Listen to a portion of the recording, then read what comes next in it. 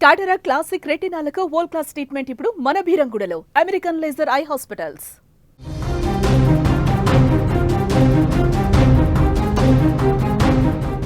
Everest శిఖరంపై ఏం జరుగుతుంది? ఒకేసారి 1000 మందికి పైగా పర్వతారోహకులు అక్కడ చిక్కులో పడ్డారు.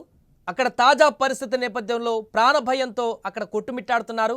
ప్రపంచంలోనే ఎత్తైనటువంటి శిఖరమైన ఎవరెస్టుపై వాతావరణం ఒక్కసారిగా మారిపోయింది. ఇప్పుడు టిబెట్ వైపున సంభవించినటువంటి భారీ మంచు తుఫాను కారణంగా దాదాపు 1000 మంది పర్వతారోహకులు పర్వతం పైన చిక్కుకుపోయారు. వారిని సురక్షితంగా కిందకి తీసుకువచ్చేందుకు అధికారులు, స్థానిక సిబ్బంది ముమ్మరంగా సహాయక చర్యలు చేపట్టారు.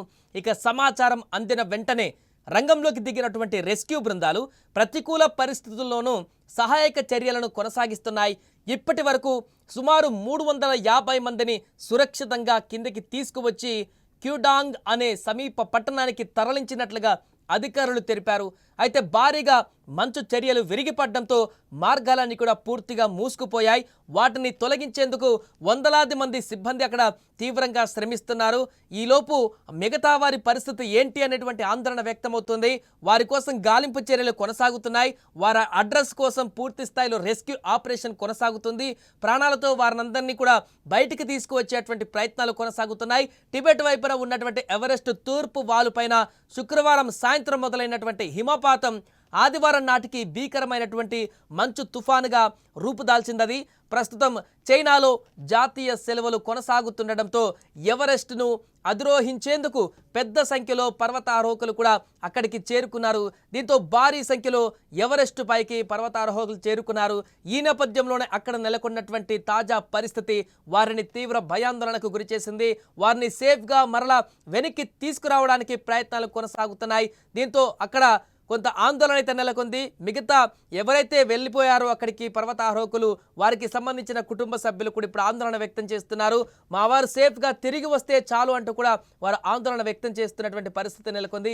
ఏదేమైనా కూడా ఇలాంటి పర్వతారోహకులు మాత్రం ఇలాంటి పరిస్థితి ఎప్పుడు కూడా ఎదుర్కోలేదంటూ కూడా చెప్తున్నారు.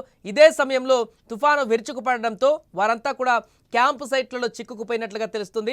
పర్వతం పైన చిక్కుకున్న వారు తీవ్రమైనటువంటి చలితో ఇబ్బందులు పడుతున్నారు. వీరిలో కొందరు ఇప్పటికే హైపోథెర్మియా బారిన పడినట్లుగా కూడా సహాయక బృందాలు వెల్లడించాయి. పరిస్థితి తీవ్రతను గమనించినటువంటి అధికారులు శనివారం నుంచే ఎవరెస్ట్ పైకి వెళ్లేందుకు కొత్తగా అనుమతులు ఇవ్వడానికి కూడా వెంటనే అనుమతులను తాత్కాలికంగా నిలిపివేశారు. సాధారణంగా అక్టోబర్ నెలలో ఈ ప్రాంతంలో వాతావరణం కఠినంగా ఉంటుందని కూడా నిపుణులు పేర్కొంటున్నారు. ఏదేమైనా కూడా ఎవరెస్ట్ పైన ఇప్పుడు అక్కడికి వెళ్ళినటువంటి పర్వతారోహకులందరూ కూడా సేఫ్గా తిరిగి రావాలి, వారందరూ కూడా ప్రాణాలతో బయటపడాలంటూ కూడా అక్కడ ఉన్న వారందరూ కూడా పూర్తిగా వారందరూ కూడా వెనక్కి రావాలి సేఫ్గా అంటూ కూడా కోరుకుంటున్నారు.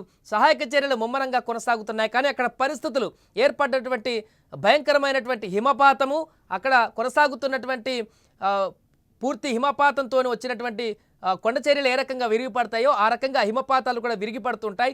ఈ నేపథ్యంలో చాలా ప్రమాదాలు అక్కడ జరుగుతుంటాయి. కాబట్టి రెస్క్యూ సిబ్బందిగా కూడా కొంత ఆటంకం ఏర్పడుతున్నట్టుగా తెలుస్తుంది. సో మిగతా వారందరినీ కూడా రెస్క్యూ చేస్తున్నారు. వారందరూ కూడా బయటకు వచ్చేటువంటి అవకాశం ఉంది. సో దాంట్లో కొంతమంది అనారోగ్యానికి గురవుతున్న దృశ్యాలు కూడా కనిపిస్తున్నాయి. సో వీరందరూ కూడా ఎప్పటి వరకు సేఫ్ ప్లేస్ చేరుకుంటారో లేదా అనేది కూడా మనం కూడా వేచి చూడాలి.